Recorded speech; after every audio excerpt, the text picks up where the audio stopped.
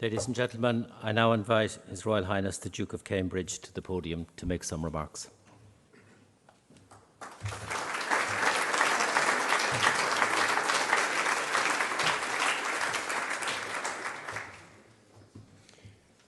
Taoiseach Aghaoine Uaisle. Catherine and I are delighted to be here at the Museum of Literature Ireland and are hugely grateful to the Taoiseach for the very generous welcome. It goes without saying that the relationship between the UK and Ireland is of vital importance. And that is why I'm so pleased that Catherine and I are undertaking our first official visit here. Growing up, I remember seeing the troubles that took place, which affected so many people across the UK and Ireland. This explains why one of the truly profound moments for Catherine and me took place yesterday at the Garden of Remembrance. It was a reminder of the complexity of our shared history, and that, as my grandmother said during her visit in 2011, our islands have experienced more than their fair share of heartache and turbulence. But it was also a reminder about how far we have come. It is right that we continue to remember those who suffered as a consequence of our troubled past. And whilst many wrongs have been done, it is important that we are not bound by these. Today, our relationship goes far beyond two countries that are simply neighbours. We are firm friends and equal partners, as my grandmother put it. The links between our people, businesses, and our culture are inextricable, and we should all be proud to see how strong those bonds are. As we look ahead to some changes in our relationship, we must never forget how far we have come together in recent decades in transforming the relationships across our two islands. Many people deserve our deepest gratitude for their hard work, imagination, and above all, courage in bringing about these profound changes. It is vital that people of my generation and generations to come never take for granted the progress we have made together.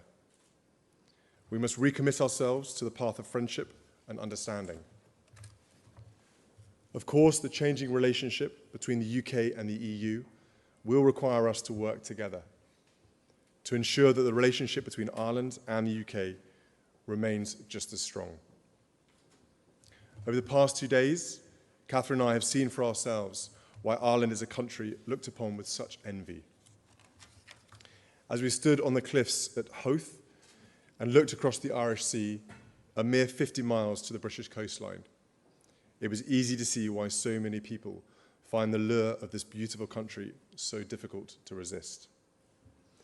And beyond the breathtaking landscapes, we have received such wonderful hospitality and friendship from all those we have met. And this morning, we were privileged to meet a group of remarkable people who are working to improve the lives of those who are less fortunate. Their commitment and their desire to help is truly inspirational. And we're looking forward to seeing the wonders that the West Coast has to offer when we travel there tomorrow. Ladies and gentlemen, legal treaties are vital in underpinning the relationships between states.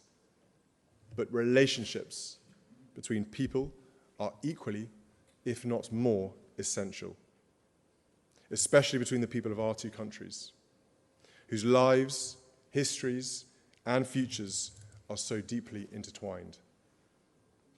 I am confident that friendship, understanding, and a shared vision for a peaceful and prosperous future will ensure that the unique and precious bond between our people is not broken. My family is determined to continue playing our part in protecting, preserving, and strengthening that bond. So tonight, we celebrate our commitment to working together, a commitment that I firmly believe will support our relationship in going from strength to strength.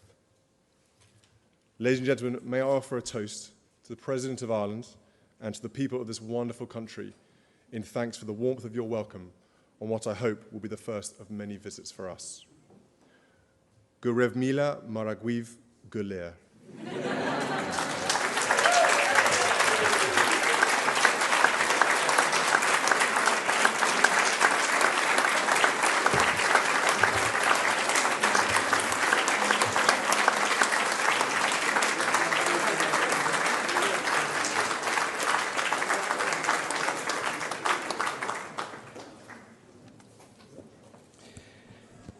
Thank you for those remarks.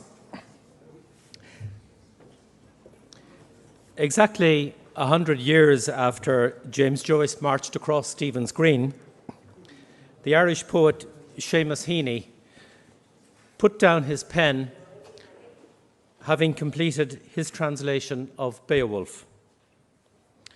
He took the image of an old planked settle bed as a metaphor for his task, taking an important inheritance and revitalizing it for the future. And now this is an inheritance, upright, rudimentary, unshiftably planked in the long ago, yet willable forward, again and again and again. It's a metaphor for the work, too, that you've just described. As the Taoiseach just said, we are fortunate in Ireland to have a superbly talented young generation of emerging creative artists, some of them with us tonight. I want to introduce one. Her first album, Bath Time, released last November and nominated for the Choice Album of the Year, has been described in the Sunday Times as quietly breathtaking, the arrival of a unique voice. Please welcome Maya Sophia, who hails from County Galway and is joined tonight by Maeve McKenna on harp and Ciara Tracy on violin.